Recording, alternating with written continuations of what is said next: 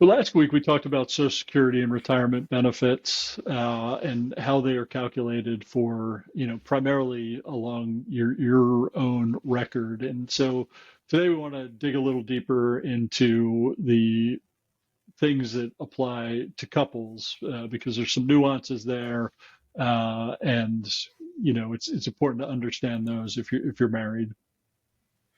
And there's two primary benefits that couples need to be aware of. First are spousal benefits, and second is survivor benefits. So both of these aspects of Social Security can influence a couple's claiming strategy and how you think about how to maximize your benefits. Welcome to Operation Retirement Readiness, where Amy and Mike, two certified financial planners, talk about how military members can prepare for transition and how veterans can prepare for ultimate retirement. This podcast represents the views of the hosts and any guest. It is for informational purposes only and should not be considered tax, financial, or legal advice. All information is regarded to be from reliable sources. The hosts are not responsible for any losses, damages, or liabilities that may arise from the use of this podcast. This podcast is not intended to replace professional advice. Okay, Mike, can you just remind us, give us sort of an overview of the podcast, the key takeaways from last week? Sure. Encourage everybody, if you didn't listen to it, to go back, and if you really want the deep dive into the overall pieces of Social Security. But basically, you can qualify for benefits after 40 quarters of work, earning a minimum amount, which is actually it's just under $1,500 per month, get you, quote unquote, a good quarter. And so after about 10 years of earnings, you'll be able to qualify. Um, Payout is then based on your highest 35 years of inflation adjusted pay. And there's a complex formula that they use to determine, what that replacement rate's going to be. Um, And then some of the key points on when you claim is based on your full retirement age. For most people, probably listen to this, their age, if you're born in 1960 or later, your full retirement age is going to be 67. That's what the benefits are going to be based on. But you can claim as early as 62, or you can delay and claim as 70. And if you claim early, you're going to get reduced benefits. If you wait, you're going to get increased benefits. So I think that's the 2-minute recap. Anything I missed, Amy? No, I mean, last week we covered quite a lot in detail. So there's, taxation issues, things like that. So probably worth going back if you don't already have a good foundational understanding of Social Security, because the single decision is complex enough. But today we're going to get into how a couple's decisions interact with each other. So haven't missed anything for the big overview, Mike, but would encourage people to go back if they don't have a already pretty good solid foundation on Social Security. Yeah, that sounds good. So, Amy, you mentioned there's two different pieces, the spousal benefits and the survivor benefits. So, you want to kick off by talking about the spousal benefits? Sure. So, as Mike pointed out, there is a requirement that you work for 40 quarters. You earn enough money to qualify for 40 quarters, or about 10 years of work. If you're a spouse, especially military spouses who were either unemployed or underemployed while you supported your spouse's career, you may not actually qualify for benefits on your own record. That's where a spousal benefit can come in. And even if you do qualify, your benefit might be quite a bit lower, but you might still qualify for some portion of a spousal benefit, depending on your spouse's earnings. So that's the one aspect. So spousal benefit has to do with benefits as they relate to your spouse while your spouse is still alive. The survivor benefit part is what you might be entitled to if your spouse passes away. So those are survivor benefits, and they have nothing to do with your own record for the most part, whereas survivor benefit or the spousal benefit does. Does that about cover it, Mike? I think so. Yeah, I think that's a good overview of the spousal piece, and we'll run through an example. So let's talk about our favorite couple, Jack and Jill. Jack is age 70, Jill's 67, and they're both planning to take Social Security. Um, Jack's benefit at 70 will be 4,500 per month, and his full retirement age benefit at 67 would have been $4,000. Um, Bill was a military spouse, as Amy said, and worked some after retirement, but also spent a lot of time raising the kids, so doesn't have as large of a benefit. So um, we'll just assume that her benefit was, say, $1,500 at her full retirement age. So um, when they both apply, they will look at that and they'll say, "Oh, okay, um, Jill qualifies for her $1,500, but Jack's benefit was 4,000 at his full retirement age. So 50% of that is $2,000. So they will add an extra $500, the difference between that 2,000 and the 1,500, to Jill's benefit to kind of top her up to 50% of Jack's. So um, that is basically how the survivor math works if you wait till full retirement age. If you claim at a different age, so let's say Jill decided she was going to claim at 62, and in this case, we the one main point is the both people have to be claiming to get the spousal benefit. You can't just have the one who wants the spousal benefit claim, because then they'd only get their own. But assuming the ages were adjusted and both are claiming, if Jill claimed at 62 while Jack was still claiming at his full retirement age, her benefit would be reduced. So let's say instead of that 1,500, she's getting 1,100 a month. They would still compute the spousal offset at the full retirement ages. So she'd still only get that $500. They wouldn't bring her all the way up to that 2,000 because she claimed early. So in that case, she'd be getting $1,600 per month versus the 2,000 if they both waited to full retirement age. So Amy, any questions on that? I know talking numbers and on a podcast is sometimes difficult, but did that kind of illustrate the numbers we wanted to?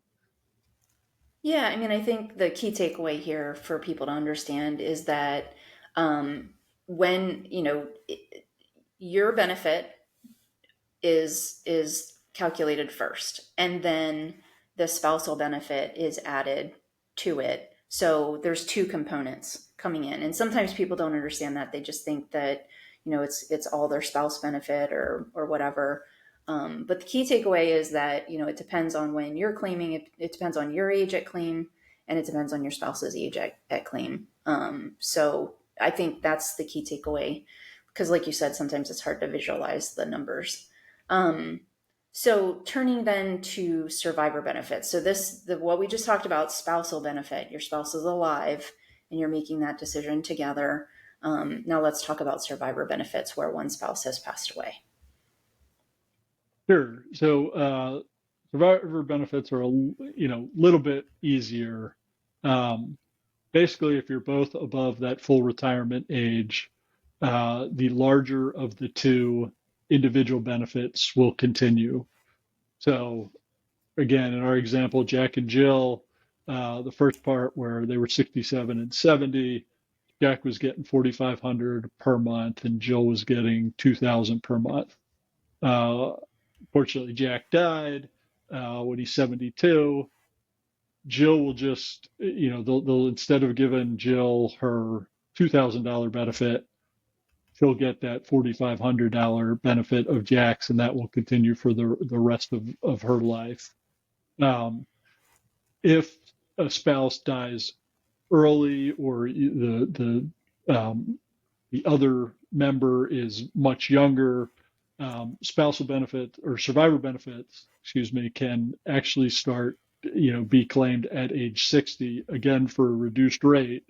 If there is that large age difference, say, you know, 10 plus years, the, younger spouse could claim and get a survivor benefit starting at age 60, but again, it'll be reduced, from what they could get if they waited till full, their own full retirement age.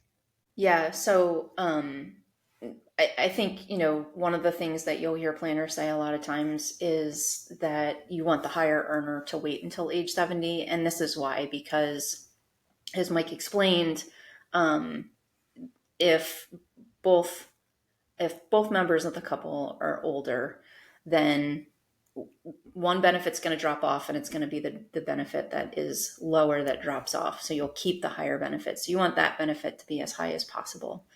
As Mike was explaining, with the if somebody's younger, then there's different nuances, and one of those nuances can be that you can use a claiming strategy, um, where it's a little bit more complex. You want to do your homework on it. You want to make sure you understand what it means, because it may reduce, result in less money, things like that. But survivors can file a restricted application, which would enable the lower paying spouse to claim just the survivor benefit while their own benefit continues to grow, while, especially if they're working. And then they can later switch to their own benefit. Now, the key here is not to be confused with the old restricted filing technique that was used for the spousal benefit. So that option is pretty much off the table at this point. Everybody who was allowed to do that has already done it, and that ship has sailed. But for the survivor benefit piece of it, it is something that you should take a look at. It is a complex decision, so this is a case where you would probably want the advice of a financial planner, if you were going to go down that road. What do you think? What are your thoughts around that, Mike? Yeah, again, it is complex, but there are still a little bit of, nuances around that. And I guess the one other thing is that we really didn't touch on, but does kind of overlap with the survivor piece is, and sometimes we see this with, military members where, if let's say, unfortunately, the military member, dies early, combat related death, but had a, family, at home, there are some benefits, survivor linked benefits, that the, uh, family can get while they have young children. And so that is another kind of safety net feature of that is available, that, you know, unfortunately, some people in the military do have to take advantage of. But again, and that doesn't, preclude the later claiming of survivor benefits, at age 60. So if you've got younger kids, the spouse is in their 40s, the kids could age out, say by 50, the benefits will turn off at that point, and then, again, they've got those claiming options for the survivor benefit starting at age 60, if they need that, or they can wait till full retirement age if that's more advantageous. So that's kind of the only thing I'd add, around that. But how about you? Anything else along the lines of these two decisions? Yeah, so one of the things that comes up too with couples, if there are prior spouses. So if you're married for at least 10 years, you may be eligible for benefits under your former spouse's record. There are a lot of nuances around this. So,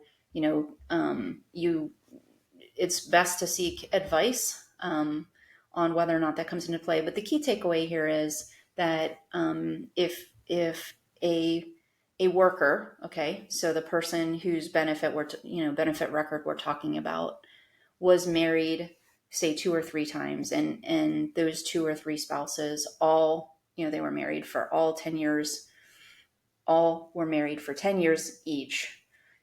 All 2 or 3 of those spouses, let's just say two, both of those spouses are eligible for benefits under the workers' benefit, and they don't depend on each other. So one of the things I hear a lot of times is, claiming first or something like that. It doesn't have anything to do with the other.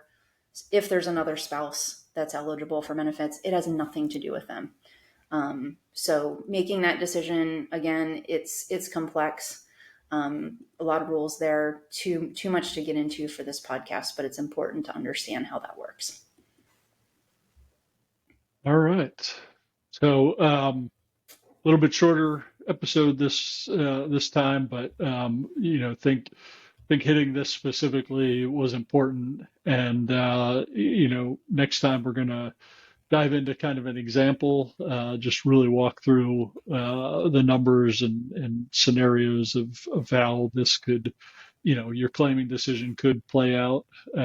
Again, we'll say that, these are complex, and you're talking, significant amounts of money over a lifetime. So, really do your homework. This isn't advice to anybody specifically on what they should do, because as Amy hit on, you want to take into account a broad array of your financial life in total to make these decisions, optimal for your situation. So, Amy, anything else before we end? No, I'll just say this one was shorter, but mainly because there's it's probably more important to get some additional input from experts on a couple's claiming strategy. So the individual stuff is complex, but a little bit more straightforward. So that's why this one's a little bit shorter. We could give you a lot more detail to, sort of empower you to make decisions if you're by yourself. But if there's two of you, it's a lot more complex. So I think key advice is to get good advice specific to your situation when it comes to claiming as a couple. So, well, until next time, great to talk to you again, Amy, and we'll do it again soon. Sounds good, Mike. Looking forward to it. To get transcripts, show notes, or more information, go to operationretirementreadiness.com. Have a question or topic for the podcast? Send it to info@operationretirementreadiness.com. Find out more about Amy and Mike at their websites. Mike is the founder of Next Mission Financial Planning, LLC. He retired from the U.S. Air Force and has worked in the financial services sector since 2021.